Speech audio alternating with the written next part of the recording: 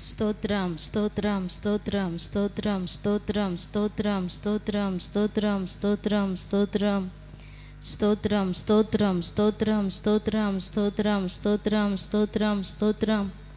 మహాపరిశుద్ధుడా, ప్రేమ కలిగిన తండ్రి, నీ కొందనాలు స్తోత్రమునైనా.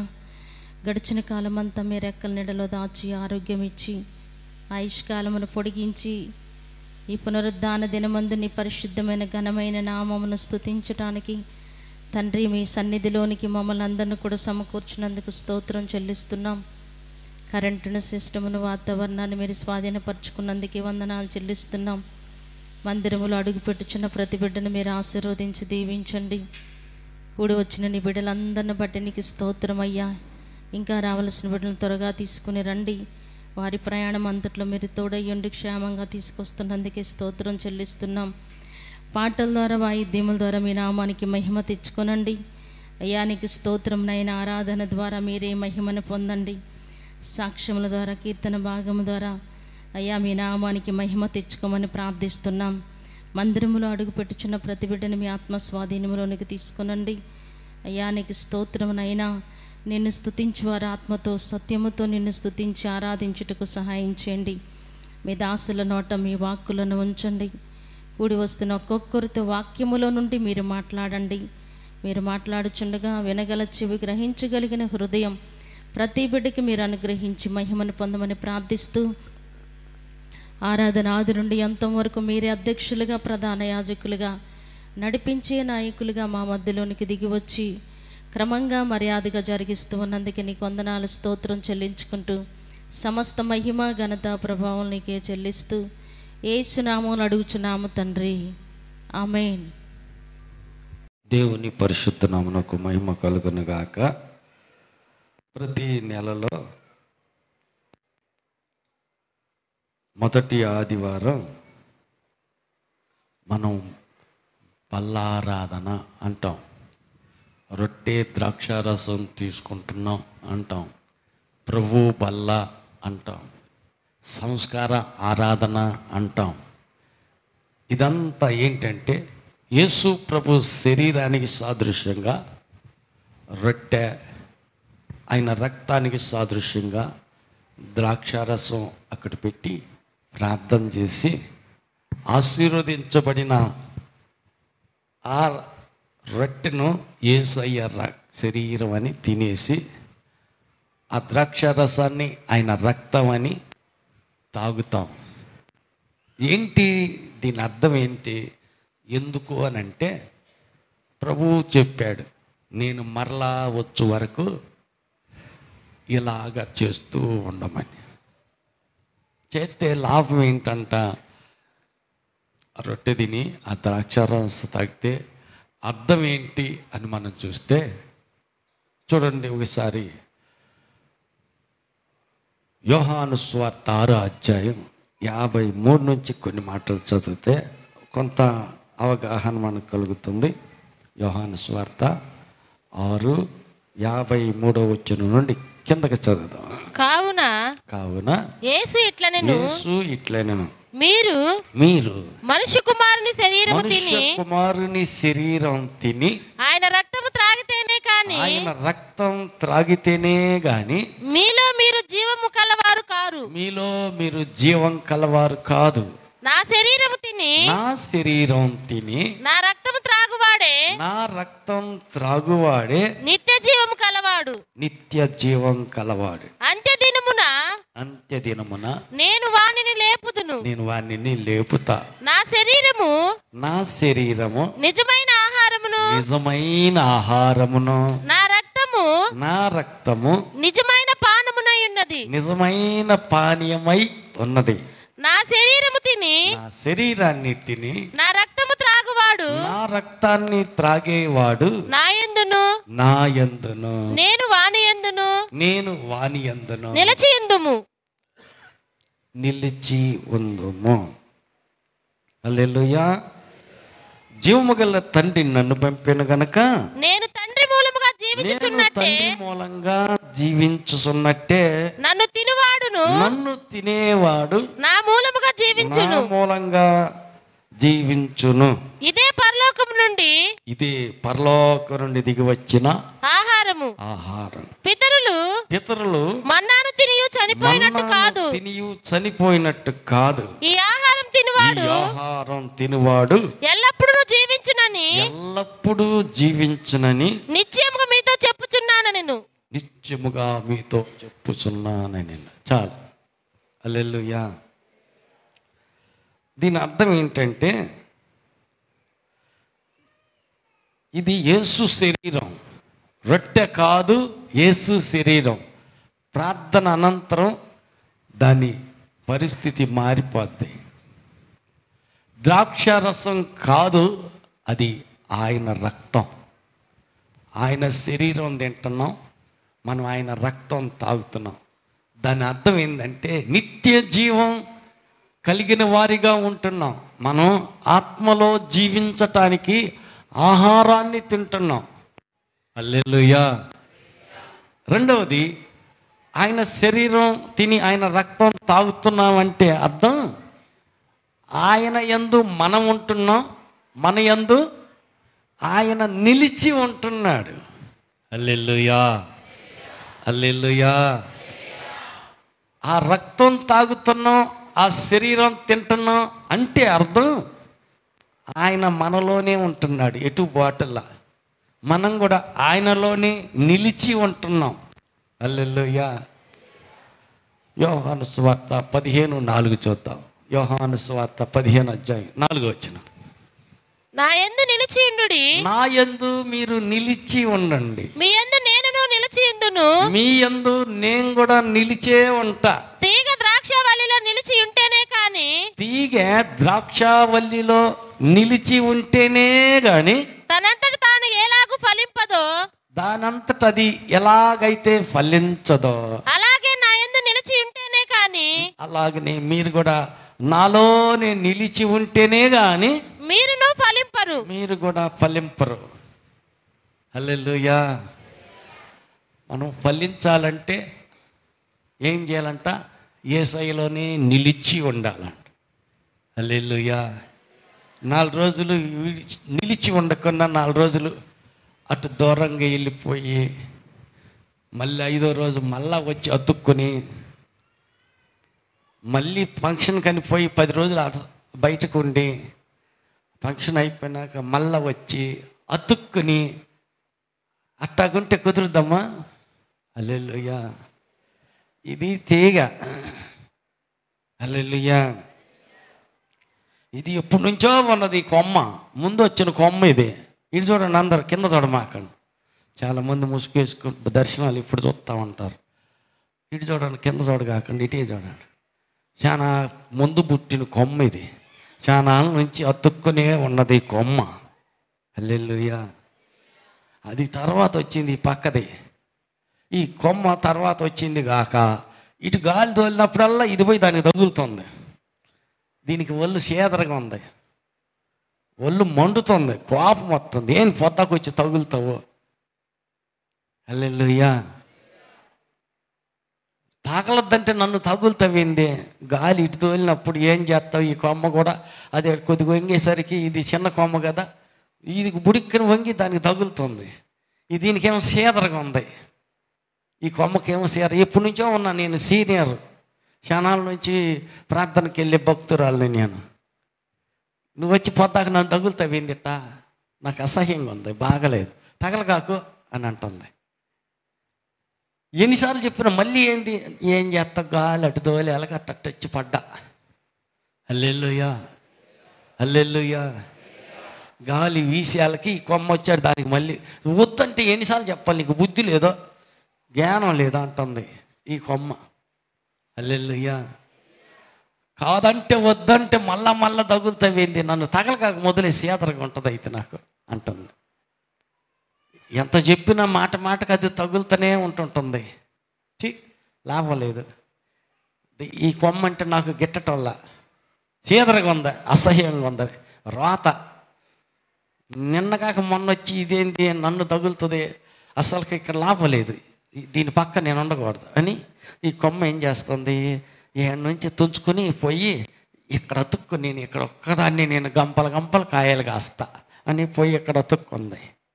హల్లెలూయా. అమ్మ గంపలు కాసుద్దా, జల్లలు కాయలు కాసుద్ది ఇది? చెప్పరు. ఏయ్యా మీరని చెప్పండి, వాళ్ళకి తెలియట్లా, అర్థం కావట్లా. హల్లెలూయా. నా యందు మీరును మీ యందు నా మాటలను నిలిచి ఉండిన ఎడల మీకు ఏది ఇష్టం అడగండి, అది నేను మీకు ఇస్తా. నా నుంచి మీరు వేరై ఏంటంటే ఏం చేస్తారంట? నాకు వేరుగా ఉండి మీరు నాకు వేరుగా ఉండి మీరేమీ చేయలేరు. ఏమీ చేయలేరా?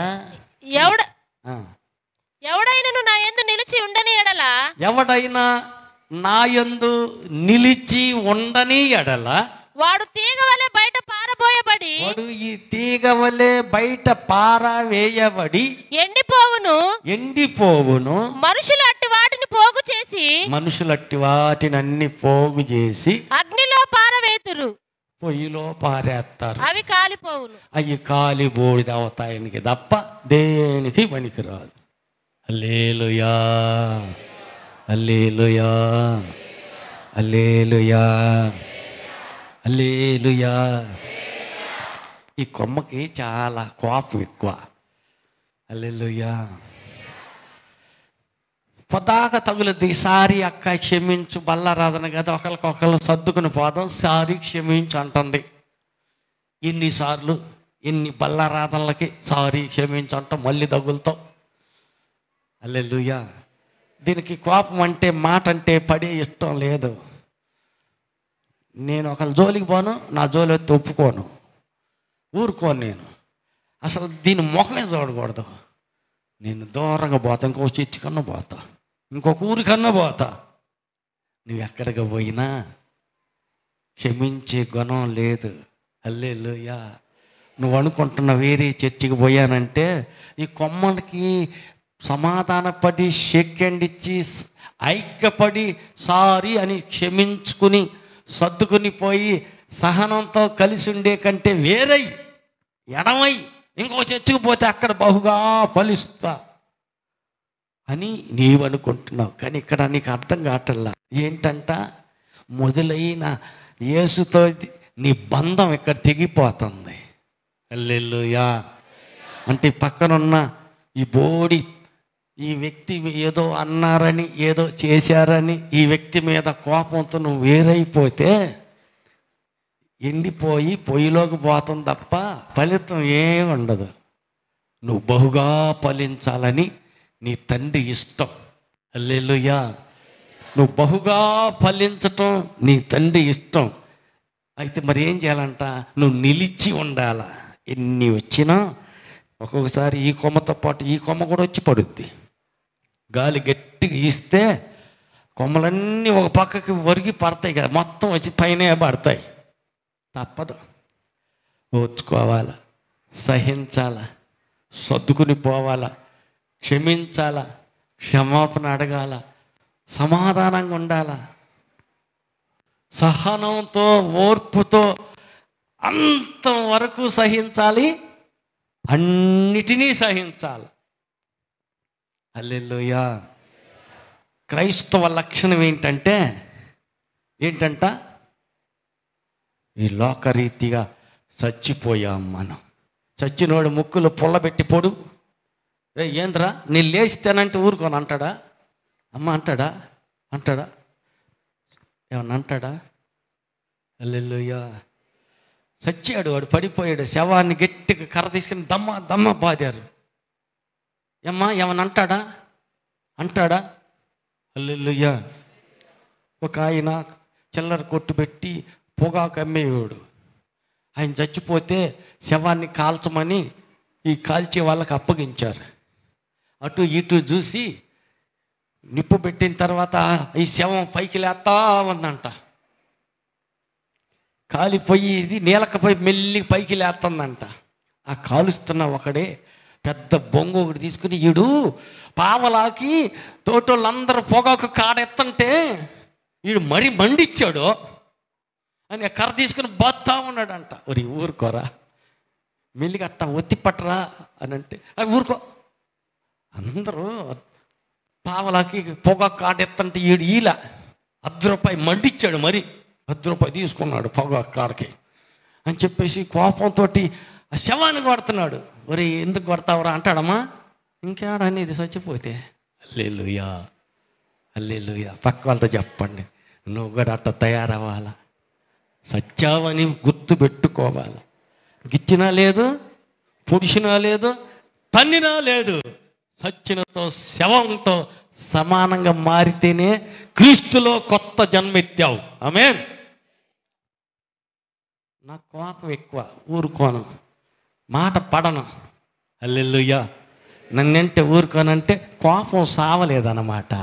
సస్తేనే, గోధుమ గింజ భూమిలో పడి సస్తేనే కొత్త జన్మెత్తుద్ది. శారీరకంగా నువ్వు లోకానికి, పాపానికి, శాపానికి, వీటన్నిటిలో చచ్చిపోవాలా. శాంతం చచ్చినోడితో శవంతో సమానంగా మారితేనే ఆత్మలో కొత్త జన్మ ఎత్తుతావు. హల్లెలూయా. పక్కన అడగండి, కొత్త జన్మ ఎత్తావా, ఎత్తాలా? ఇంకా ఏమైనా పాతవి ఏమైనా బతికే ఉన్నాయా? అయితే సావలా. కొత్త జన్మ ఇంకా ఎత్తలా. ఆత్మీకంగా నూతన సృష్టిగా మారలా. మారావంటే గుర్తిందంటే పాతవి గతించను, సమస్తం కొత్తవైపోతాయి. హల్లెలూయా, హల్లెలూయా, హల్లెలూయా, హల్లెలూయా. ఈ పిల్ల భలే పాడింది. ఆమె సరిగ్గా పాడలేదు కానీ ఈ పిల్లే బాగా పాడింది. నన్ను మెచ్చుకోవాలి, ఆమెనే మెచ్చుకున్నారు. నా కోపం వత్తల్లా. మైక్ వాళ్ళకి ఇచ్చారు, నాకు ఇలా. నాకు పాటకు ఛాన్సే దొరకలా. హల్లెలూయా, హల్లెలూయా. ఎవడొస్తాడు ఈ చర్చికి? మైక్ నాకు ఇయ్యలేదు, వాళ్ళకి ఇచ్చారు పాడటానికి ఛాన్స్. నాకు పాటకే ఛాన్స్ ఇయ్యలేదు. ఇట్లాంటి చర్చలు చాలా ఉన్నాయిలే, ఆడైతే మైక్ నాకే ఇచ్చేస్తారు. హల్లెలూయా. చిన్న చిన్న వాటికి కూడా ఏంటంటే, చిన్న విషయానికి కూడా నేను సావలేదు, బతికే ఉన్నాను అన్నట్టుగా పాత స్వభావం, పాత బుద్ధులు, పాతవైనటువంటి అవి బయట కనపరుస్తున్నారు. అంటే అర్థం ఏమిటి అంట? పాతవి గతించెను, ఇదిగో సమస్తమా సగమా? సమస్తము కొత్తగా మారిపోవాలి. హల్లెలూయా, హల్లెలూయా. ఎంత రోషం అంటే, మనిషి పొట్టే 3 అడుగులు 4 అడుగులు పొట్టిగానే ఉంటాడు. పత్రం చేత పట్టుకున్నాడు, అధికారపూర్వకంగా బయలుదేరారు. కనపడ్డాడిని కనపడ్డట్టు భయంకరంగా హింసిస్తున్నాడు, భయంకరంగా కొట్టి చంపేస్తున్నాడు. మార్పు చెందినాక ఆయనే అంటాడు కదా, ఒకప్పుడు నేను ఎట్టడండి హింసకుడిని, ఇతరులు హింసిస్తా.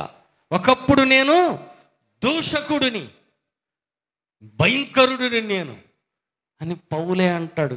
సౌలుగా ఉన్నప్పుడు ఆయన దూషకుడు, హింసకుడు, అధికారపూర్వకంగా పట్టా శాత పట్టుకుని కనపడ్డవాడనంతా, క్రైస్తుడన్న వాళ్ళంతా చంపేశాడు, కొట్టేశాడు.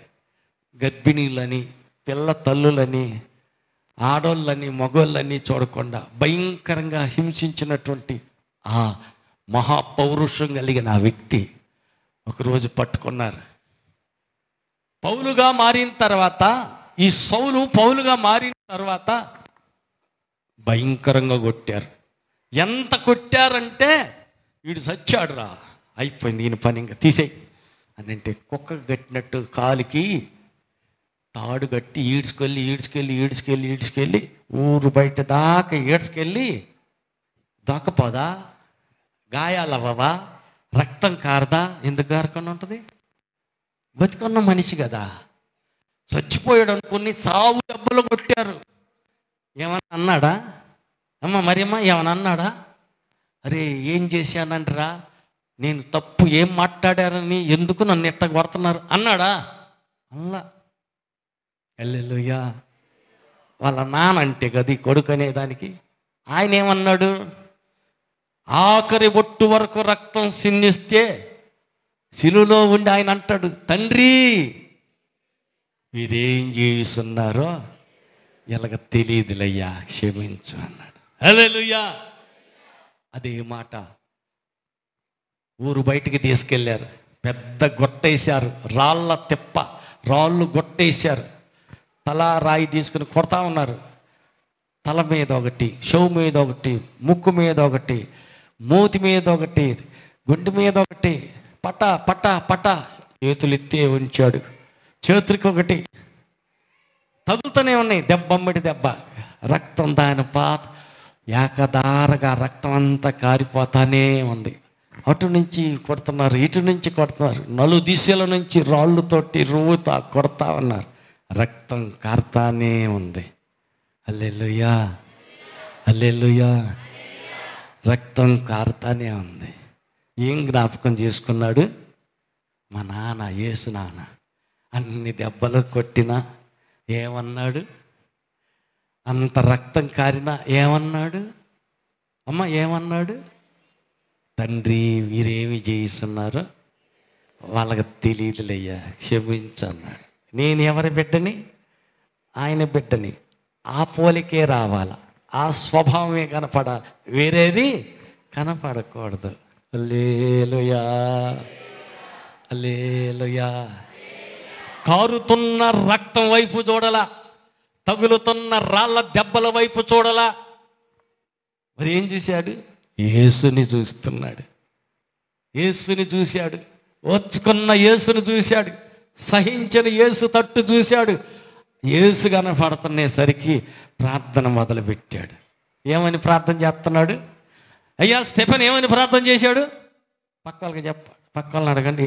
స్టెఫెను ఏమని ప్రార్థన చేశాడు? కారుతున్న రక్తం వైపు చూడలా, తగులుతున్న రాళ్ళ దెబ్బల తట్టు చూడలా, యేసు తట్టు చూశాడు. అతడు మోకాళ్ళుని ప్రభువా వారి మీద ఈ పాపము మోపకుమని, ఈ పాపం మోపబాకయ్యా గొప్ప శబ్దంతోటి పలికెను. హల్లెలూయా, హల్లెలూయా, హల్లెలూయా. పక్క వాళ్ళతో చెప్పండి, యేసు ప్రభు బిడ్డ స్టెఫెన్. హల్లెలూయా. స్టెఫెన్ రాళ్ళతో కొడుతుంటే పక్కనే కూర్చున్నాడు. ఎవరు? వాడి బట్టలన్నీ అడి పెట్టండి, ఈ బండ మీద నేను కూర్చుంటా, వాడిని కొట్టండి రాళ్ళతోటని పర్మిషన్ ఇచ్చి కొట్టిస్తున్నాడు. ఎవరైనా? సౌలు. హల్లెలూయా. కొడుకుని కొట్టి రక్తం కార్చి సంపిస్తున్నావా? స్టెఫెను ద్వారా ఆగిన సేవ అది నీ చేతని ఆరంభిస్తా. హల్లెలూయా. దేవుడు ఆరంభించాడు. ఈ సౌలునే పౌలుగా మార్చి వాడుకుంటున్నాడు. ఊరు బయట గవని దగ్గరికి ఏడ్చుకెళ్ళి అక్కడ పడేసేసారు. చచ్చాడు, పో, వదిలిపోయింది పేడాకారం అనేసి వదిలేసి వెళ్ళిపోయారు.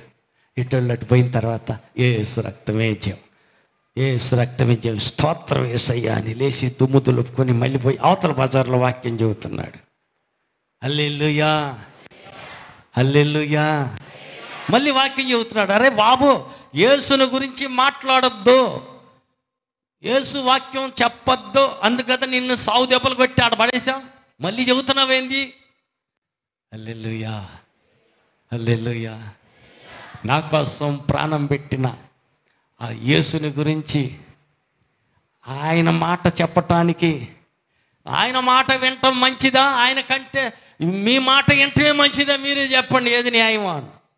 ఊరి నాయన, ఇదేంద్ర, మేము దేవుడి కంటే గొప్పలమా? కాబట్టి మేము దేవుడి మాట వింటాం, తన్నినా కొట్టినా చంపినా దేవునికి లోపడతా, ఆయన మాట విలువ ఇచ్చి గౌరవిస్తాను. కానీ నీ మాట విని భయపడి నీ దెబ్బలు చూసి అదురుపోయి హల్లెలూయా వెనక్కి తిరిగేది, అదురుపోయి వెనక్కి మళ్ళేది కుదరదు. నేను క్రైస్తవుడని పక్క వాళ్ళకి చెప్పండి, నేను కూడా క్రైస్తవుడని. క్రీస్తు స్వభావమే నీకు వచ్చుగాక, క్రీస్తు బుద్ధి నీలో ప్రత్యక్షమగునుగాక. నిమ్మకాయ పిండితే ఏమొచ్చుద్ది? నిమ్మరసం వచ్చుద్ది. మామిడికాయని పిండితే ఏమొచ్చుద్ది? మామిడికాయ రసం వచ్చుద్ది. నిన్ను పిండితే ఏం రావాలి అమ్మ? ఏం రావాలి? వెనకట స్వభావం, ప్రార్థనకు రాకముందు, యేసుప్రభువు నమ్ముకోకముందున్నే ఆ స్వభావం అదే కదా రావాలి. అంతేనా? అది చెప్పరు. హల్లెలూయా, హల్లెలూయా.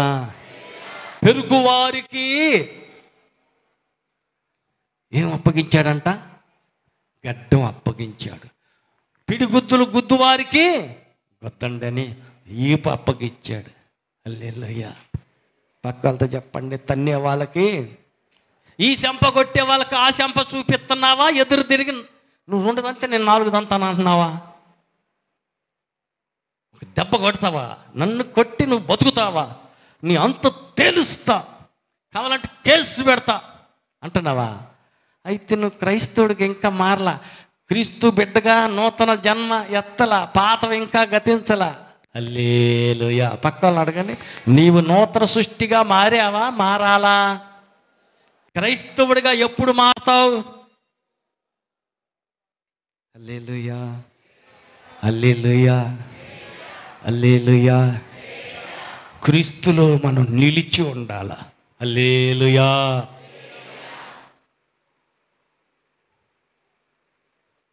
యేసు క్రీస్తులో నిలిచి ఉండాలి.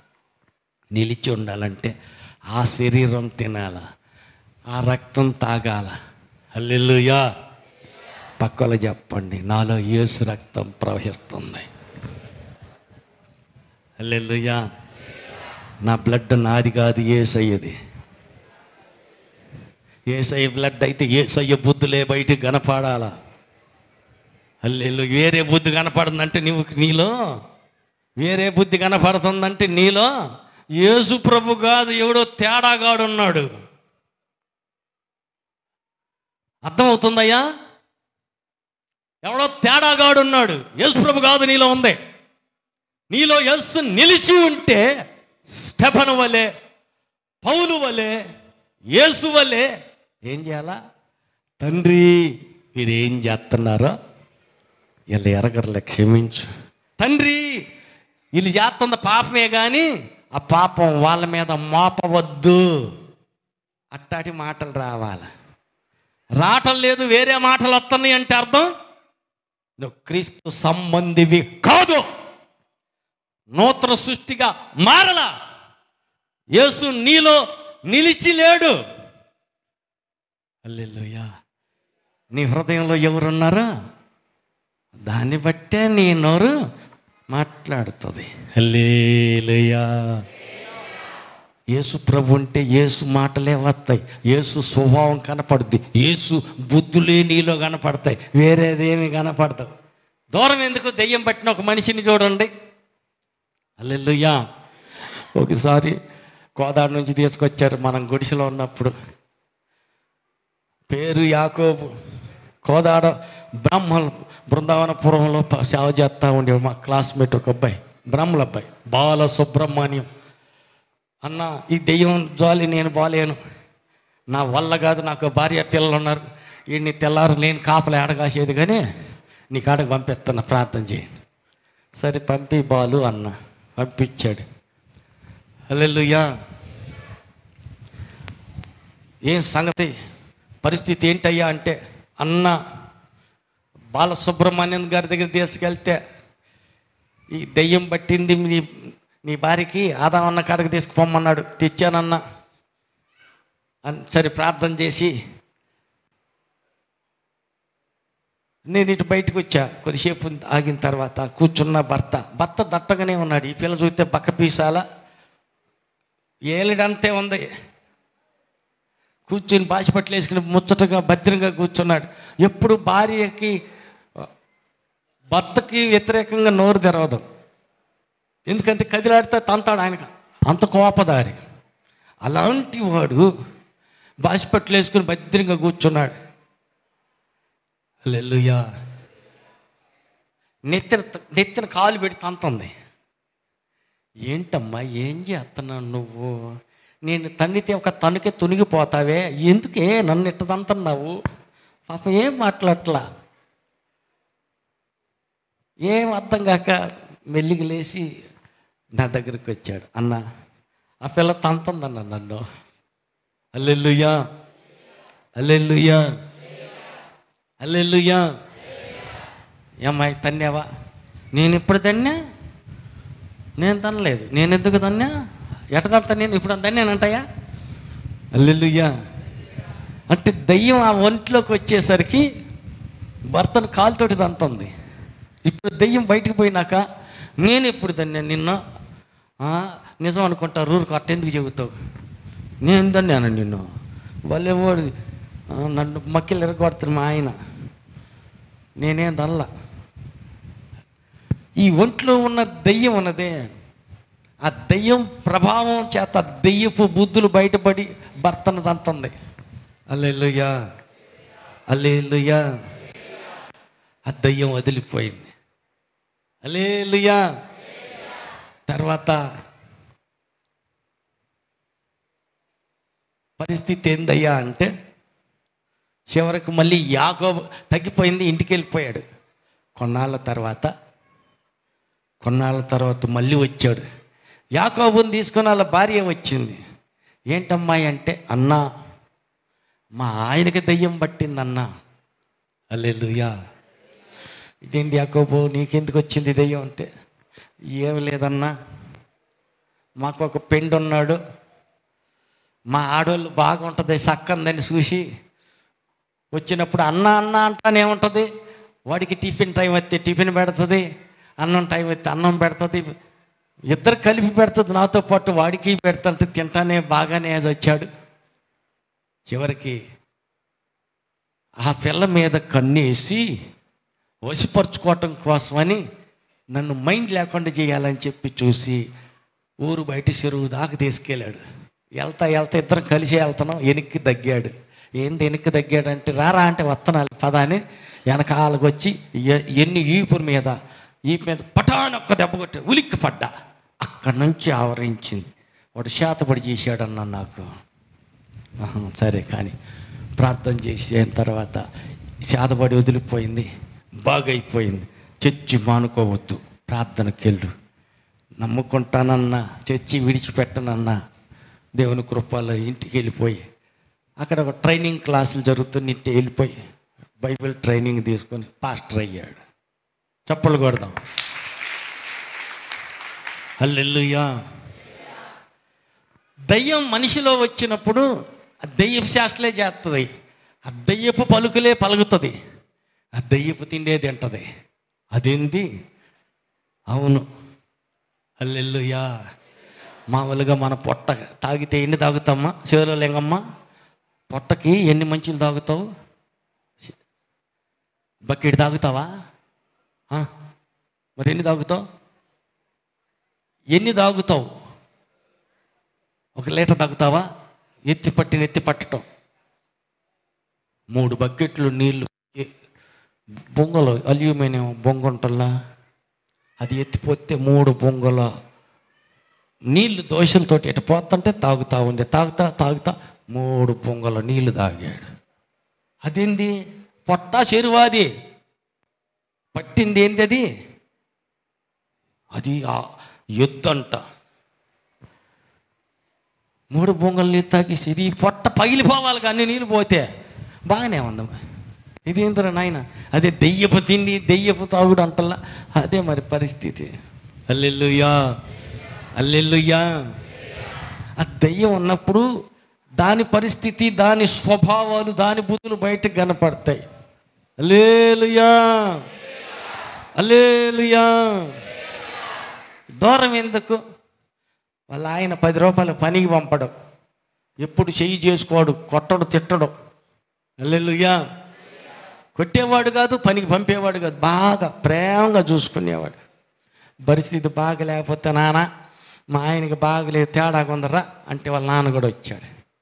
గుడిచిలో ఉన్నాం, బకెట్ నిండి ఉడికి నీళ్ళు తీసి పరదా పట్టే బాత్రూమ్ స్నానానికి, బాత్రూంలో నీళ్ళు పెట్టా. అల్లుడా నీళ్ళు పోసుకోపో, బట్టలు ఇగో అల్లుడా అంటే ఆ బకెట్ నీళ్ళు ఎత్తి ఆంతరం మొఖాన పోసా. హల్లెలూయా. అయ్యా నీ మంచి కోసమేరా అల్లుడా అంటే మళ్ళీ ఒక మొద్దు ఇంతలో దూలం ఒకటి తీసుకుని ఎంటపడా వాన్నో కొడుతున్నాడు హల్లెలూయా, హల్లెలూయా. అదంతా వదిలిపోయినాక మళ్ళీ ఎప్పుడన్నా కొట్టావా మీ భార్యను కానీ మీ మామను కానీ మళ్ళీ ఏమైనా కొట్టావా? ఇంకెందుకు కొడతాడు? తీరిపోయాలే. హల్లెలూయా. బాగైన తర్వాత మళ్ళీ ఎప్పుడన్నా పనికి పంపించాడమ్మా, ఇంకెందుకు పంపిస్తాడు? అంతకంటే మిక్కుటంగా ప్రేమతోటి ఆప్యాయంగా చూసుకుంటాడు. హల్లెలూయా. కొంతమంది బాగున్నప్పుడు మా ఆయన అని వాళ్ళ ఆయన చాలా గౌరవంగా బాగా చూసుకుంటారు, జేబులన్నీ ఖాళీ చేస్తారు. ఏమ్యా ఇందులో 100 రూపాయలు కూడా లేకుండా మొత్తం ఖాళీ చేసావు?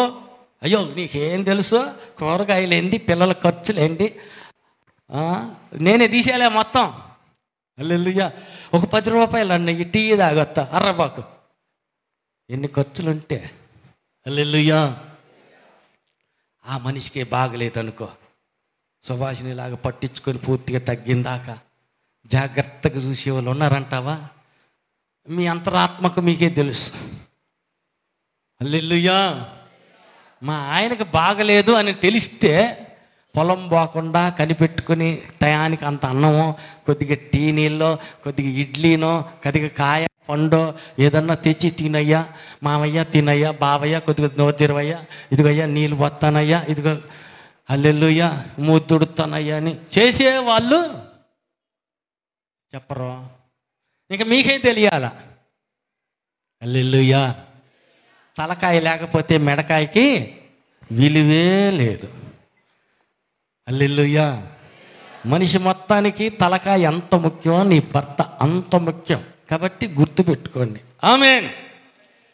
విలువగా గౌరవించండి, లోబడండి, మర్యాదగా వాళ్ళకి యాలకూడి పెట్టండి. హల్లెలూయా. మంచిది. అసలు సంగతికి వద్దాం. దయ్యం మనిషి ఒంటిలో ఉంటే దయ్యపు శాస్త్రాలే కనపడతాయి. ఏంటి అయ్యి దయ్యపు శాస్త్రాలు అంటే? ప్రేమించటం ఉండదో, అదేంది? ద్వేషించటే కర్తవ్యంగా ఉంటుంది. అదేంది? పక్క వ్యక్తిని ప్రేమించే బదులు ద్వేషించడం ఉంటుంది. ఆమెతోటే సచ్చిన మాట్లాడను, వాళ్ళింటిగా పొర్రపాటున పోను. అదేంది? ద్వేషం, కోపం, కక్ష. నీకేం తెలుసు వాళ్ళు ఎంత అన్యాయం చేశారు, ఎంత లవ్ మాట అన్నారు వాళ్ళు? ఏమని పోయేది వాళ్ళ ఇంటికి? ఎట్టపోవాలా? సిగ్గు నెత్తురు సీము నెత్తురు ఏం లేదా? హల్లెలూయా. నేనుగా పోనంటే పోను అంటే ద్వేషిస్తున్నావా? ద్వేషం దయ్యం లక్షణం. ప్రేమించుట దేవుని గుణం. ద్వేషించువాడు తన సహోదరుని ద్వేషించువాడు మరణం కింద ఉన్నాడు, చీకటిలో ఉన్నాడు. నీలో ఏదన్నా ద్వేషం ఉన్నదా? ఎవరి మీదన్నా కోపం ఉన్నదా? ఎవరి మీదైనా మనస్సులో మత్సరం, వాళ్ళు ఏదో అన్నారు, వాళ్ళు ఏదో చేశారు, వాళ్ళు ఏదో నిన్ను బాధ పెట్టారు, తీసి పక్కనే క్షమించి వదిలేసేయి. వదిలిపెట్టు, దాన్ని మనసులోనే పెట్టుకోబాకు. దైవికమైన స్వభావం, దైవికమైన లక్షణాలు నీకు రావు. ఆ ద్వేషించే దాన్ని తీసి పక్కనే వద్దు, మనకు వద్దు. ద్వేషించుటం మీకు దూరమగునుగాక. హల్లెలూయా, హల్లెలూయా, హల్లెలూయా, హల్లెలూయా. ఒక ముంచి చేతికిచ్చాడు, చేతికి తీసుకున్నాడు, ఇంకెక్కడ లేపలేదు, వెళ్ళిపోతానని వెళ్ళిపోయాడు. అదేంది? దెయ్యం దొరబడింది. అప్పుడు దాకా ఈయన ఏం చేశాడంటే అప్పుడప్పుడు వెళ్ళి విజిటింగ్కి వెళ్ళి వస్తూ ఉంటాడు. ఉండేది యేసయ్య ఎనికితే కానీ అప్పుడప్పుడు విజిటింగ్కి వెళ్తాడు. ఎక్కడికి? శత్రువు యొక్క సమావేశంలోకి అప్పుడప్పుడు వెళ్ళి వస్తాడు. ఆ కోటాలకి వెళ్తుంటాడు. ఏ కోటాలకి? అప్పుడప్పుడు అక్కడ కోటానికి వెళ్తాడు. భలే ఉంటుందంట కోటం. అంత పెద్ద పెద్దోళ్ళ కోటం సామాన్యమా? అన్న కైప వీళ్ళందరూ శాస్త్రులు, పరిచయులు, పెద్ద పెద్దోళ్ళు, మహానుభావులు అందరితో అక్కడ కూర్చుని వాళ్ళతో కోటం అంటే మామూలు సంగతే. వాళ్ళ పక్కన కూర్చోటం అంటే ఎంత ధన్యం. ఎప్పుడు యేసు ప్రభు అనుకుంటా. యేసయ్య మంది 11 మంది ఉంటారు, వారితో పాటు నేనే తిరుగుతూ ఉంటుంటా. ఏం బాగుంది. హల్లెలూయా. అప్పుడప్పుడు అన్నా కైప వాళ్ళు శాస్త్రులు పరిచయులు వీళ్ళందరూ ఉంటారు కదా, వాళ్ళతో పాటు వెళ్ళి కాసేపు ఫ్రెండ్షిప్. హల్లెలూయా. ఏ ఫ్రెండ్షిప్ అది? పాతాళం యొక్క సాతాను సమూహం యొక్క ఫ్రెండ్షిప్. అప్పుడప్పుడు వెళ్ళి షిప్ దగ్గరికి వెళ్ళి కాసేపు ఫ్రెండ్షిప్, ఫెలోషిప్ చేసి వస్తుంటాడు. మళ్ళీ వచ్చి ఎరగనట్టుగానే స్తోత్రం చెల్లింతుమో హల్లెలూయా అని పాట పాడతాడు, స్తుతిస్తాడు. ఆ యేసు ప్రభు ఇచ్చిన సందా మొత్తం జేబులు వేస్తాడు. అంతా బాగానే ఉంది. మళ్ళీ మనసు గుంజుతూనే ఉంటుంది ఎంతసేపటికి. ఏమని? ఎప్పుడు పోదాం, ఈడేం బాగల, టేస్ట్గా ఏం లేదు. హల్లెలూయా. ఎప్పుడు శృతి స్తోత్రం పల్లెల్లోయా, ఆ కోట ఈ కోటం, ఇదేనా? హల్లెలూయా. అక్కడేముంటుంది? ఇతరులను ద్వేషించుట ఉంటుంది, ఇతరులను దూషించుట ఉంటుంది. అక్కడ ఏముంటుంది? ఇతరులకు ఏమంటారు? నీతిమంతులకు గుంటలు ఎట్టా తవ్వాలా, వాళ్ళ గుంటలో ఎట్టా పడేయాలా, నీతిమంతుని ఎట్టా నాశనం చెయ్యాలా అనే సమావేశం.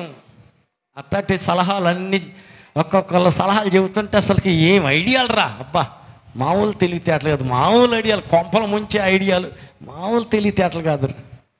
ఒకరికి మించి ఒకరు సలహాలు చెబుతూ ఉంటుంటారు. హల్లెలూయా. దెయ్యాల సమావేశంలోకి యోధా యేసుక్రీస్తు అప్పుడప్పుడు వెళ్ళొస్తున్నాడు, సాటుని వెళ్ళొస్తున్నాడు. హల్లెలూయా. ఇక్కడ ప్రధానమైన పదవిలో ఉన్నాడు కదా, యేసు వెంకీడితే ఉండే ముఖ్యమైన మూల సూత్రధారిగా ఉన్నాడు కదా, మళ్ళీ అక్కడెందుకంట? అప్పుడప్పుడు వెళ్ళాలే. హల్లెలూయా. వెళ్ళటం వల్ల జరిగిన లాభం, వచ్చిన ఆదాయం ఏంటంట? ఏముంది? ముక్క ముంచాడు, చేతికి అప్పగించాడు, అంతే సంగతులు. దుష్టుడు, దయ్యం జొరబడింది. ఇంక పద వెళ్దాం, సాల్లే, బల్లారలేదు గిల్లారలేదు, ప్రభు భోజనం లేదు, ఏం లేదు, వదిలే పదందా. సాతాను ఈడ్చుకుంటా పోయాడు, ఈడ్చుకుంటా వెళ్ళిపోయి కనపడ్డాడు. హలో, హాయ్ హాయ్ హాయ్,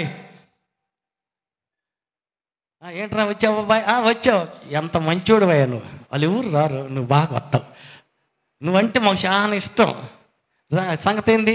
ఏముంది? అయిపోయింది, అంత తీర్మానం చేసాము, 30 వెండి నాణ్యాలు కావాలి నీకు, అంతేగా? అంతే, మూట కట్టిండ్రా. మూట కట్టి ఇచ్చేసారు.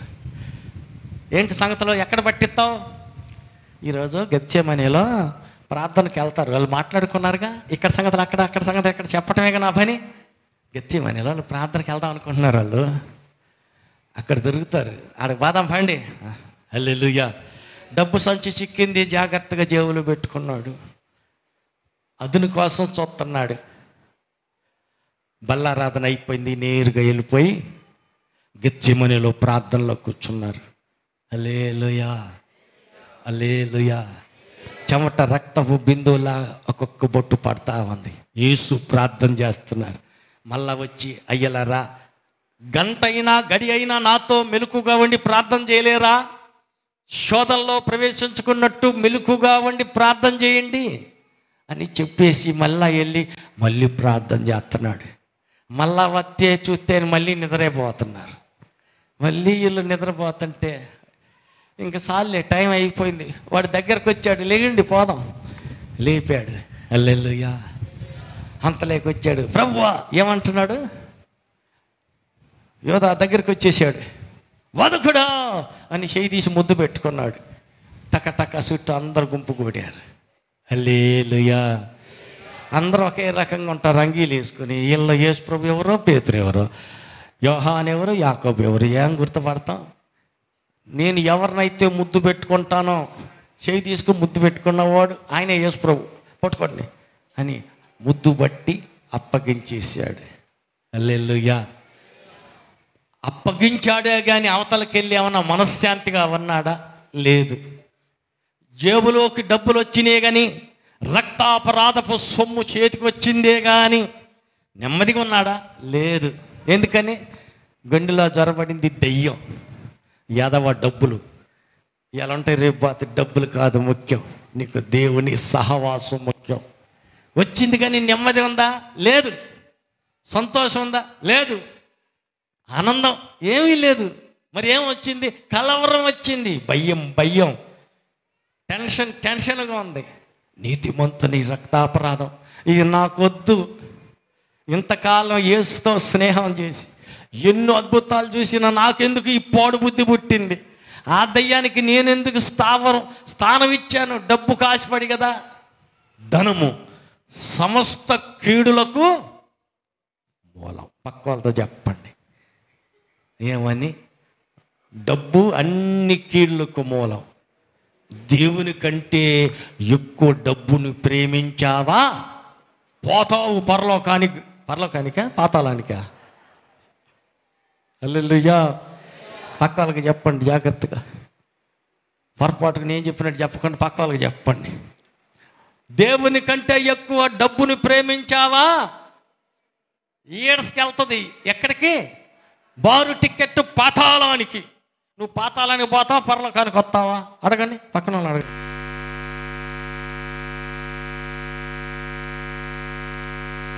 ధనమా దైవమా? ఎవరు కావాలా? డబ్బు కావాలా దేవుడు కావాలా? అడగండి పక్కన వాళ్ళు.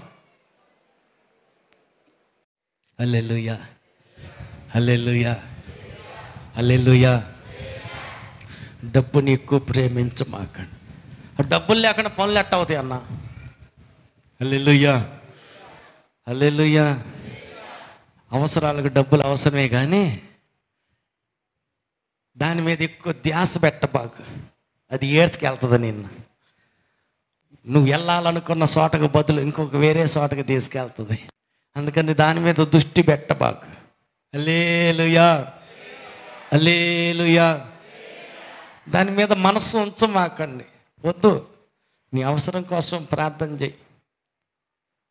హల్లెలూయా. ఎందుకని?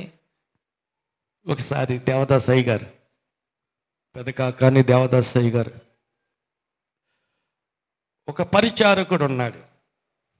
అయ్యా దేవదాస నాయన గారు, ఏంటబ్బాయి 500 డబ్బులు కావాలయ్యా మన కోసం ప్రార్థన చేయి. ఏరా దేనికి? మరే మన పత్రికని ముద్రించటానికి 500 రూపాయలు ఖర్చు అయింది, ప్రార్థన చేయండి అంటే, ఆ తాళం తీసి చూడుపోరా అని అన్నాడు. రంగు పెట్టే తాళం నా మొల్లో కట్టుకున్నా, నా దగ్గరే ఉంది. ఇందాక నేను చూసా, దాంట్లో పైసలు ఏమీ లేవు.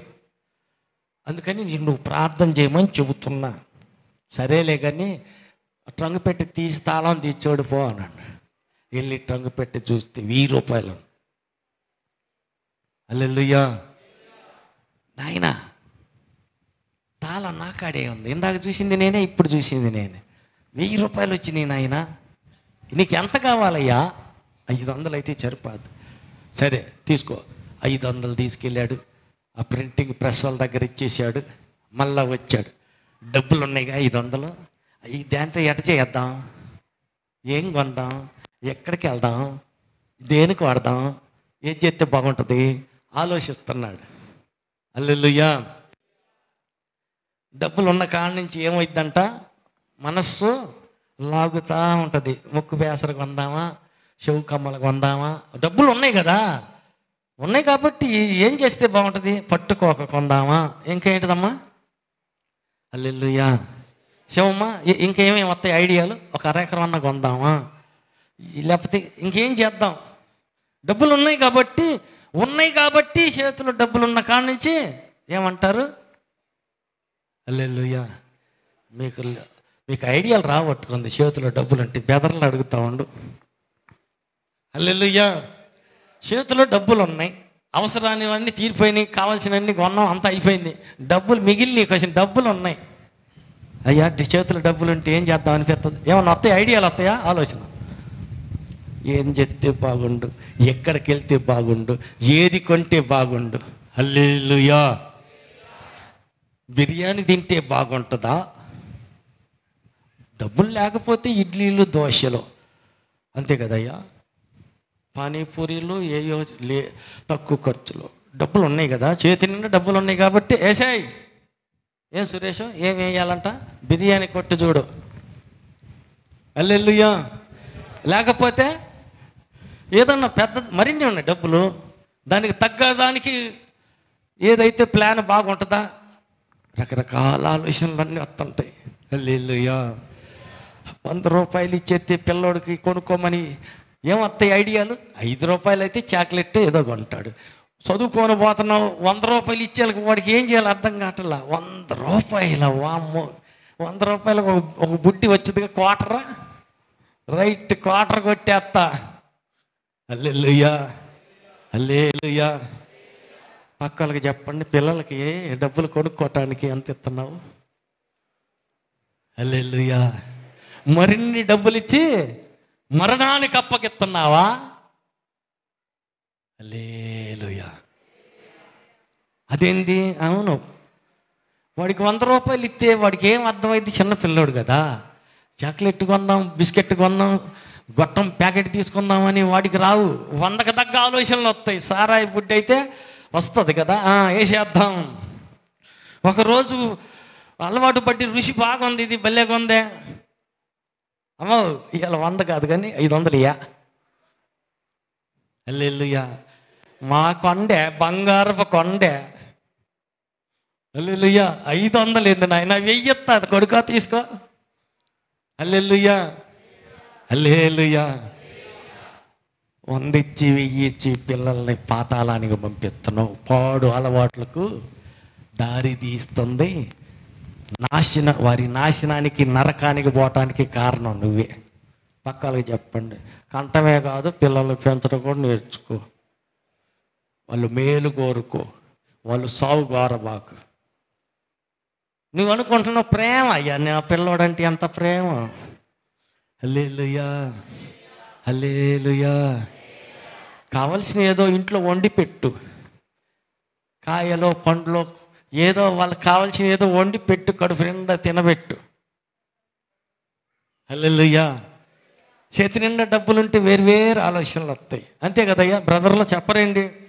మరిన్ని డబ్బులు చేతిలో ఉంటే ఏం చేయాలా ప్లాన్లు గీయటం జరుగుతూ ఉంటుంటుంది. వేరు ఆలోచనలు వస్తుంటాయి. వడ్డీకి ఇద్దామా, వడ్డీకి ఇస్తే పరలోకం పోయే బదులు పాతాళానికి పోతావు. వడ్డీ గురించి ఒకరోజు చెబుతాలే.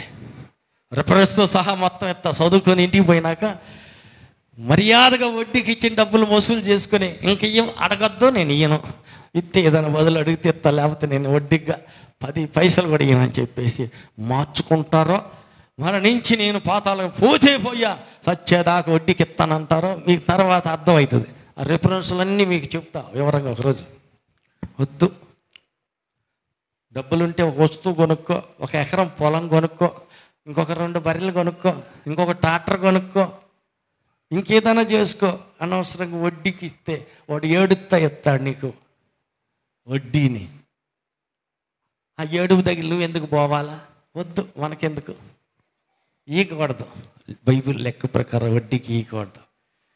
బదులుకి ఉదారంగా ఏదో అవసరం ఉండి అడిగారు కాబట్టి దానంగా ధర్మంగా ఇచ్చే, ఉన్నప్పుడు పో అని. అంతేగాని వడ్డీకి ఈకూడదు. ఉన్న కాడి నుంచి లేనిపోని ఆశలన్నీ రేపుతూ ఉంటుంది. ధనము సమస్త కీడులకు మూలం. అందుకని మనం గుర్తుపెట్టుకోవాల్సింది, 30 వెండి నాణ్యాల కోసం యేసయ్యనే అమ్మేశాడే కానీ మనశ్శాంతిగా ఉన్నాడా? లేదు. ఊరు వెలపలకి వెళ్ళాడు. ఊరి పెట్టుకొని చచ్చేదాకా వాడి చేతిలో చిక్కాడు కాబట్టి కింద పడి పొట్ట పేగులన్నీ బయటకు వచ్చి భయంకరమైన సాగు చచ్చేదాకా వదిలిపెట్టలా. హల్లెలూయా. నీ డబ్బు సాతాను చేతికి అప్పగిస్తుంది. వద్దు. హల్లెలూయా, హల్లెలూయా, హల్లెలూయా. మనం క్రీస్తులోనే ఉండాల. వేరయ్యాడు. కొంచెం స్నేహానికి అప్పుడప్పుడు విజిటింగ్కి వెళ్ళి వస్తున్నాడు.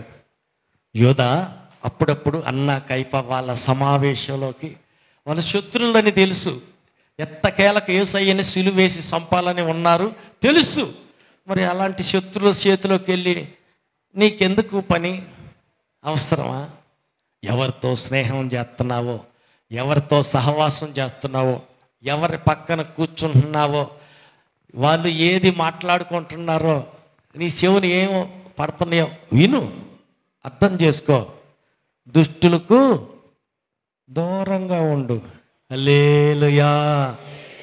వాళ్ళు కొంపలు ముంచేవాళ్ళు, వాళ్ళు కాపురాలు తీసేవాళ్ళు, వాళ్ళకి దేవునికి వాళ్ళ విరోధులు, సిలువకు శత్రువులు, దేవునికి పగస్తులు, విరోధులు. దేవునికి వైరులతో నీవు స్నేహం చేయకూడదు. ఈ లోక స్నేహము, చెప్పండి, ఈ లోక స్నేహము దేవునికి వైరమని తెలియదా? పక్కలది చెప్పండి, లోకంతో స్నేహం మనకు వద్దు, యేసుతోటే స్నేహం చేయి. ఆమేన్.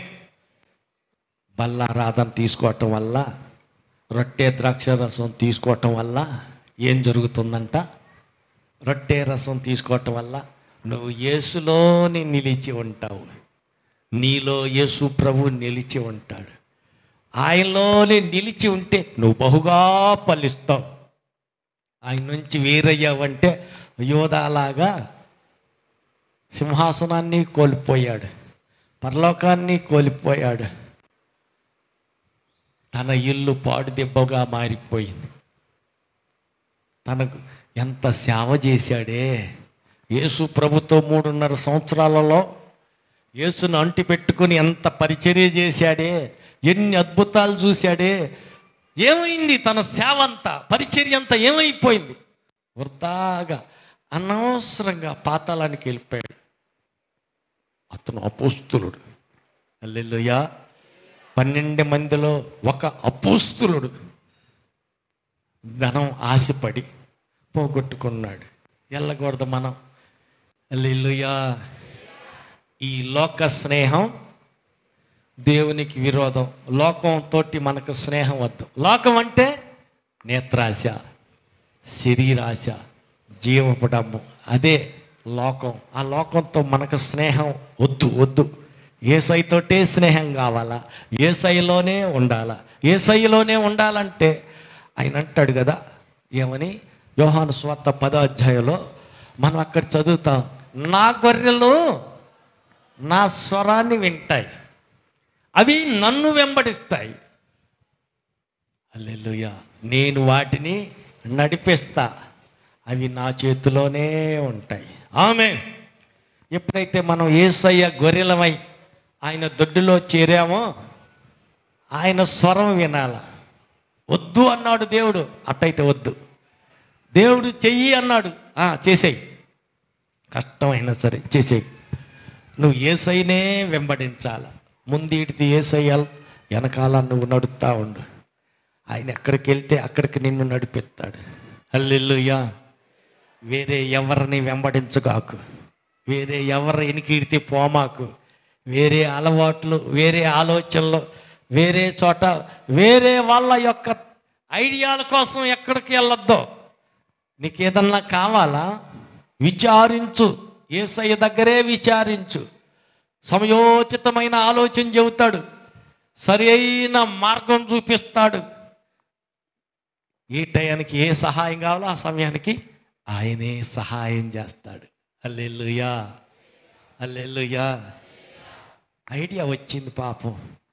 ఈ లాజరు గారికి ఐడియా వచ్చింది. ఏ లాజరు గారు? హల్లెలూయా. అణిగలపాడు లాజరు గారికి కాదు, ఐడియా వచ్చింది. ఆ లాజరు గారికి ఏమని వచ్చింది? 500 ఉన్నాయి కదా, ప్రింటింగ్ ప్రెస్కి 500 ఇచ్చేసాను, 1000 వచ్చినాయి. అయ్యగారు ఉన్నాయి చూడుపు అంటే 1000 వచ్చినాయి, 5 కట్టి వచ్చాను, ఇంకా 500 ఉన్నాయి. ఈ 500 ఏం చేద్దాం, ఏం చేస్తే బాగుండు, చూద్దాం అని చెప్పి మళ్ళీ పోయాడు. తలుపు రంగు పెట్టి తాళం తీశాడు, మూత తెచ్చిస్తే లేదు 500. అయ్యగారు 500 లేవుండే, ఏమైంది? నీకు ఎంత కావాలయ్యా? 500 కావాలి. ఇచ్చాడా? ఇచ్చాడు. 1000 ఇచ్చాడు, కానీ 500 ఇంకొకటి నోటు ఉండాలి అక్కడ, అది లేదండి. అవసరం లేదు కాబట్టి దేవుడు ఇచ్చాడు, దేవుడు తీసుకుని పోయి ఉంటాడు.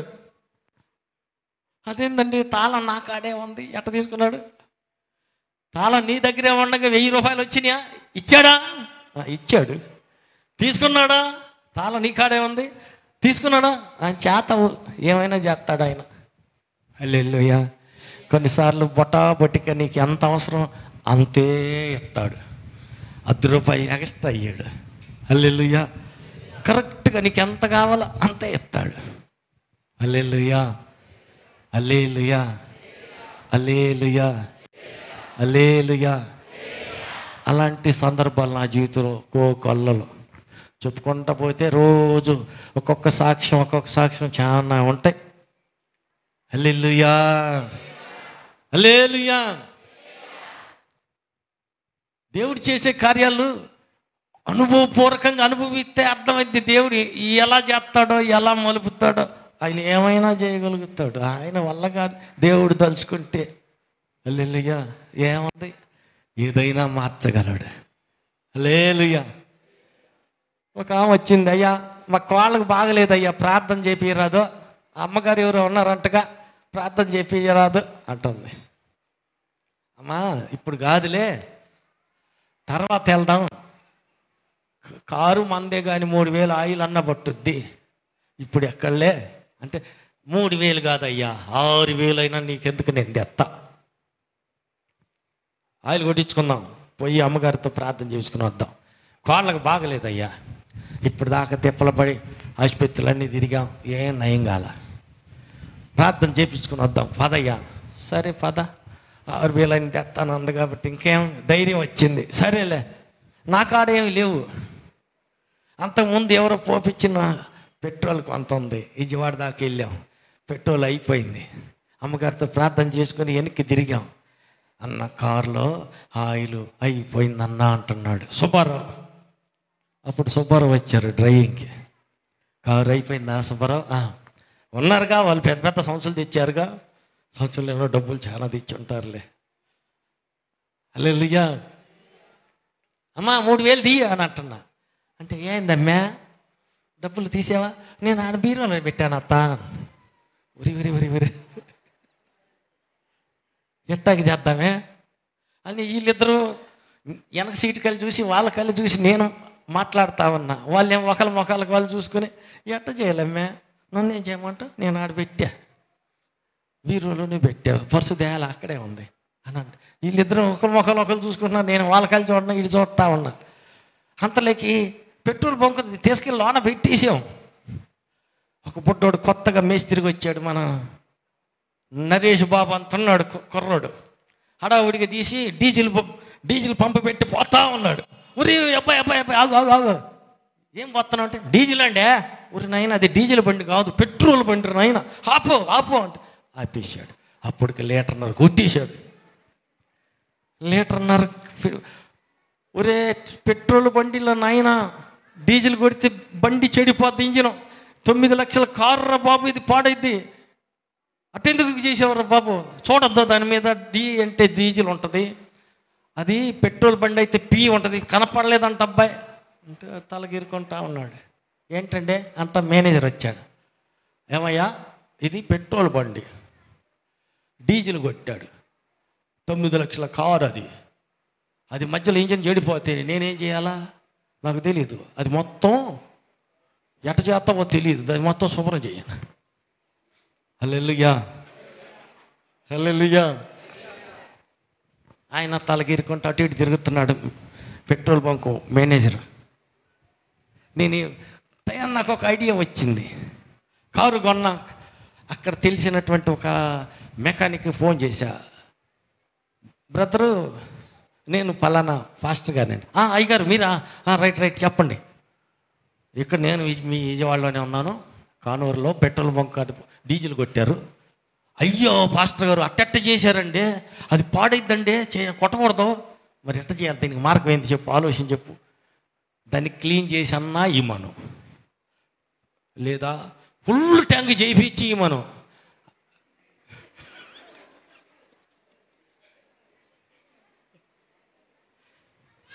లీటర్న్నరే కాబట్టి కలిసిపోద్దండి, చేస్తే క్లీనింగ్ చేయిస్తే 5,000 అవుద్దంట.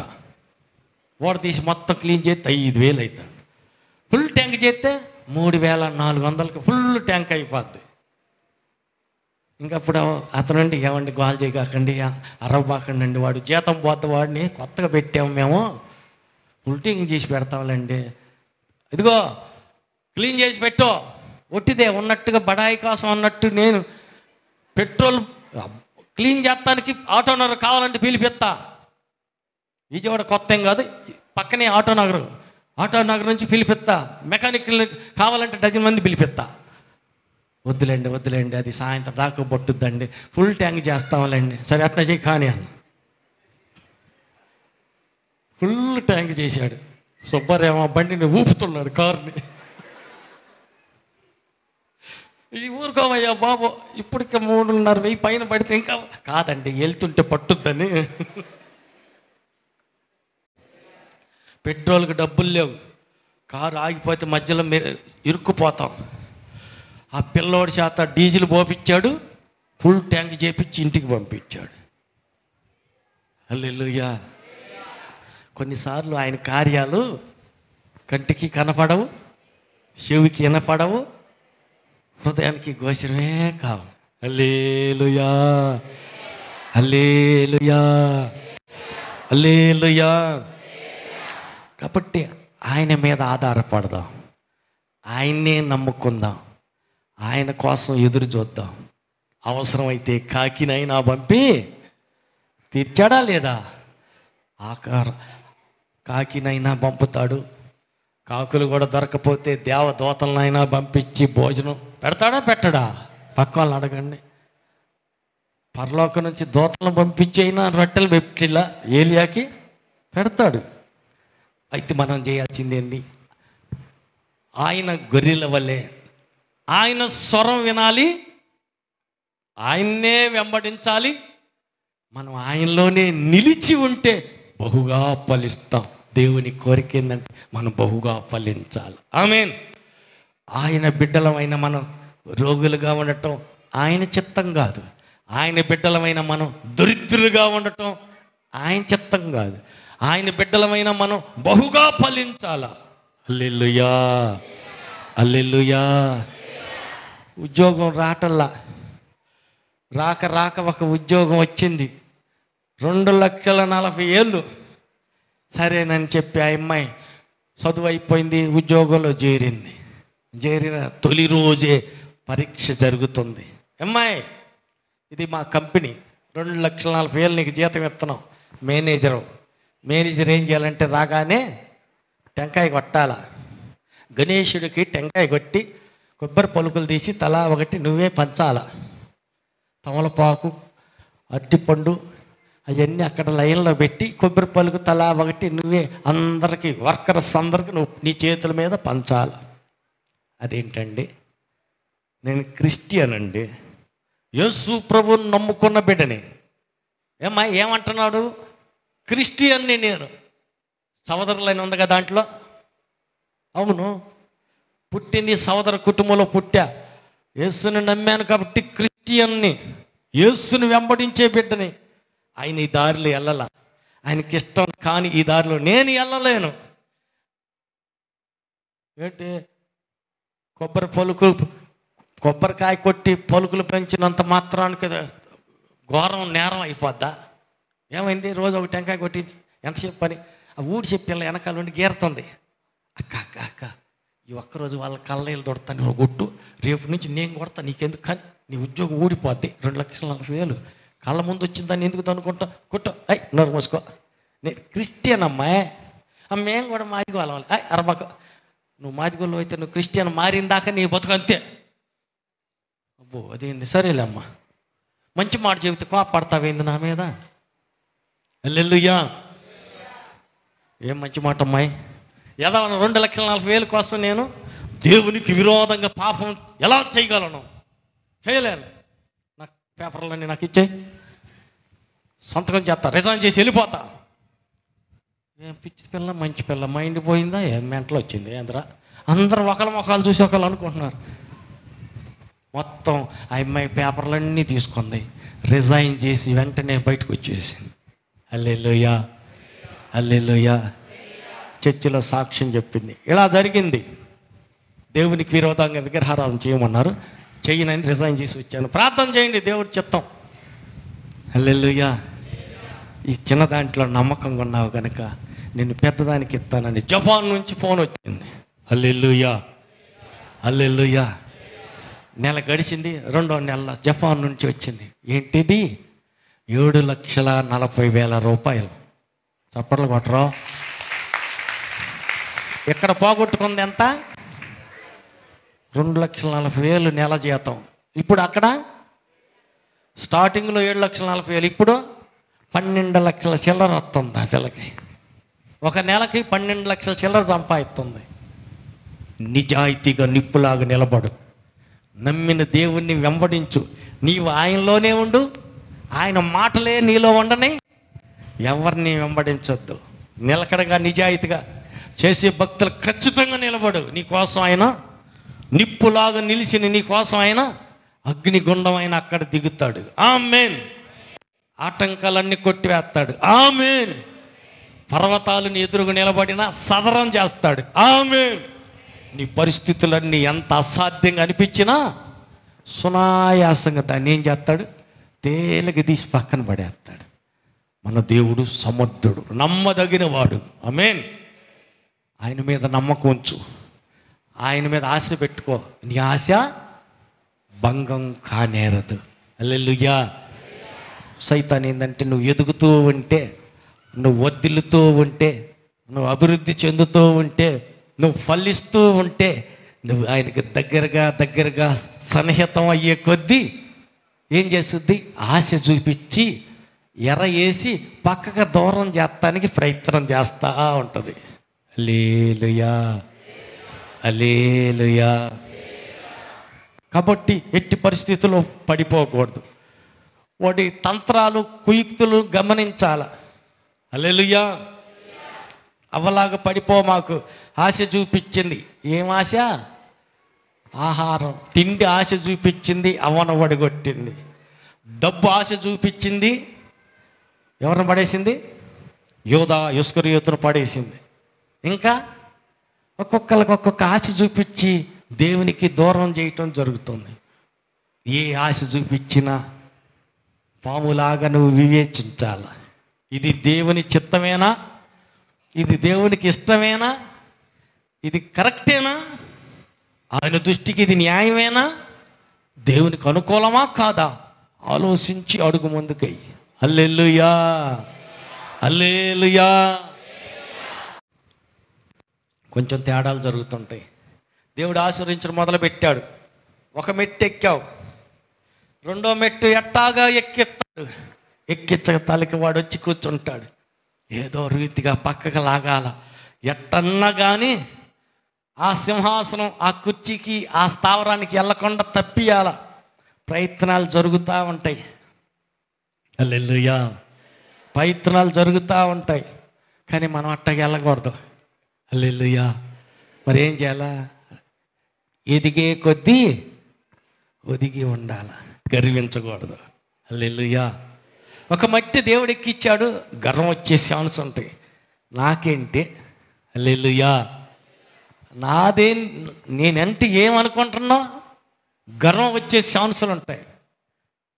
గర్వానికి సోటి కాక సమస్త కీడులకు దళము మూలమైతే నాశనానికి ముందు గర్వం వచ్చిందా పెందలాడే పోతావని గుర్తుపెట్టుకోవటమే. ఏ కోశాన గర్వానికి అవకాశం ఇవ్వకూడదు. హల్లెలూయా, హల్లెలూయా. గాడిదల కోసం ఎత్తుక్కుంటే పట్టకొచ్చి తీసుకొచ్చి ఆయన్ని రాజుగా నిలబెట్టారు. ఇశ్రాయేలీల మీద రాజుగా ఎప్పుడైతే పెట్టడం జరిగిందో, రాజుని నేనంటే ఏమనుకున్నావు? పాస్టర్ గారి సలహా తీసే. ఏం పాస్టర్ ఆయన? ఆయనతోటి నాకేంటి? ఆయన చెప్పిన మాట నేను ఎందుకంటా? నాకేం తెలివి తక్కువ, బుద్ధి తక్కువ, నాకేమైనా జ్ఞానం తక్కువ? నాకేమాత్రం తెలీదా? నాకు అంతా తెలుసు. అయితే నాకు అన్నీ తెలుసు, నేనే చేసుకుంటా. అయ్యా సమూయేలు ప్రవక్త ఉన్నారు. సమూయేలుకి ఎదురుక రాజు అవటానికి ఆయన కదా తైలాభిషేకం చేసి ఇక మీదట ఇశ్రాయేలీలకు మొదటి రాజు అగుదువుగాక అని ఆయన కదా నిన్ను రాజును చేసి దానికి అభిషేకించింది. అభిషేకించాడు, ఆయన పైన అయిపోయింది. ఇంకా ఆయనతోటి నాకేం పని? హల్లెలూయా. పాపం పాస్టర్ గారంటే లెక్కలు కూడా చేసుకోవట్లా. హల్లెలూయా, హల్లెలూయా. ఆయన అడిగేది ఏంటి? బోడి సలహాలు. ఆయన చెప్పేది ఏంటి? నాకు తెలియకపోతే కదా, నాకంతా తెలుసులే. హల్లెలూయా, హల్లెలూయా. అంత అయిపోయింది. వచ్చాడు సమూయేలయ్య గారు. అయ్యా రాజుగారు, నేను చెప్పిందంతా నెరవేర్చావా? అంతా ఎప్పుడో నెరవేర్చాలే, ఏం లేదు, అంతా అయిపోయిందిలే, ఇంక నువ్వే చెప్పేది ఏం లేదు, ఇక్కడ నీ బోర్డు సలహాలు ఏమి అవసరం లేదు, అంతా చేసేసాలి, అయిపోయింది. చేసావా అంతా? చేసేయాలండి, చేసాను, చెబుతులా, వినపట్టలా నీకు? మరి ఆ సౌండ్ ఏంటి? అరుపులు, కోడె దోడల రంకెలు, ఏంది అవి వినపడుతున్నాయి నాకు. హల్లెలూయా. అయ్యా అదేముంది, దేవుడికి బలి ఇద్దామని తీసి పక్కన పెట్టి ఆ కొవ్వి నోటిని, బలిసిన వాటిని. అది ఎట్టగా? శపితమైన వాటిలో నుంచి కొన్నిటిని తీసి దేవుడికి బలి ఇచ్చేదేంది? ఇంక దేవుడికి బలి ఇస్తానికి శపించబడ్డాయి కాక వేరే ఏం దొరకలేదా నీకు? అది నా దృష్టికి మంచిది అనిపించింది, నేను చేశాను. ఏందంట ఇప్పుడు? అయితే ఏందంట? సౌలా, నువ్వెంత పని చేశావంటే దేవుని ఉద్దేశాన్ని పూర్తిగా కాళ్ళ దన్నేవు. సేవకుని మాటే కాదు, నువ్వు కాళ్ళతో దన్నింది. జీవము కలిగిన దేవుని యొక్క నిర్ణయం, తీర్మానాన్ని కాలితో తన్నేసుకున్నావు. తరతరాలకు నీ కొడుకు, నీ తర్వాత నీ కొడుకు, నీ కొడుకు తర్వాత వాళ్ళ కొడుకు, వాళ్ళ కొడుకు తర్వాత ఇంకొక కొడుకు, ఆ తరతరాలకు నీ కడుపును పుట్టిన బిడ్డల్లో ఎవరినో ఒకరిని ఇశ్రాయేలీల మీద రాజుగా పెట్టాలని దేవుడు తలంచుకున్నాడు. ఆయన తలంపులన్నీ తారుమారు చేసి కాళ్ళతో తన్నేసావు. హల్లెలూయా. అదేంటి, పాస్టర్ గారు చెప్పిన మాటే అనుకున్నావు. ఆయన మాట, ఆయన చెప్పేది ఏముందలే. కానీ పాస్టర్ మాట కాదు, కాలుతో తన్నింది. దేవుని తలంపులు, దేవుని ఉద్దేశం కాళ్ళతో తన్నావు. నీ సింహాసనాన్ని తీసి దావీదు చేతిలో దేవుడు పెట్టడానికి తీర్మానం చేసేసాడు. అయిపోయింది. యుద్ధానికి వెళ్ళాడు, సౌలు చచ్చిపోయాడు. హల్లెలూయా, హల్లెలూయా, హల్లెలూయా. దావీదుని ఆ స్థానంలో నిలబెట్టి దేవుడు అతన్ని వర్ధిల్ల చేశాడు. హల్లెలూయా. కారణం గర్వం, అహంకారం. నాకేంటి, నాకేం కర్వా? లేదు, గర్వించకూడదు. గర్వం నాశనానికి ముందు నడుస్తుంది. వినయం, విరిగి నలిగిన మనస్సు ఏం చేస్తుందంట? దేవుని నివాసానికి అవకాశం ఇస్తుంది. చూడండి 57, యెషయా గ్రంథం 57:15.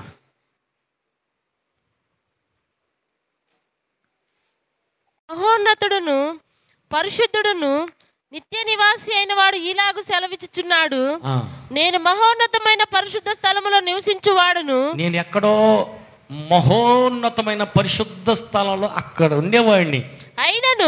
అయినా కూడా వినయము గల వారి ప్రాణమును, వినయం కలిగిన వాళ్ళ ప్రాణాన్ని ఉజ్జీవింపచేయుటకును, వాళ్ళని ఉజ్జీవింపజేయటానికి, నలిగిన వారి ప్రాణమును, విరిగి నలిగిపోతారే, కష్టాలు, శ్రమలు, బాధలు, ఇబ్బందులు, ఏడ్చి విరిగి వాళ్ళ ప్రాణాన్ని ఉజ్జీవింపజేయటానికి వినయము గల వారి యొద్దను. ఒకటి, ఎవరైతే వినయం కలిగి ఉంటారో వాళ్ళ యొద్దను, దీన మనసు గల వారి యొద్దను, ఎవరైతే దీన మనసు కలిగి ఉంటారో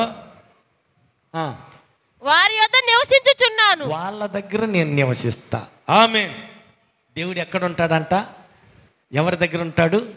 రొట్టె రసం తీసుకునే వాళ్ళలోనే ఉంటాడు. తర్వాత ఇంకెక్కడుంటాడు? వినయం కలిగిన వారి వద్ద, దీన మనసు కలిగిన వారి వద్ద, వాళ్ళ దగ్గరే ఉంటాడు. ఇంకెవరి దగ్గర ఉంటాడంట?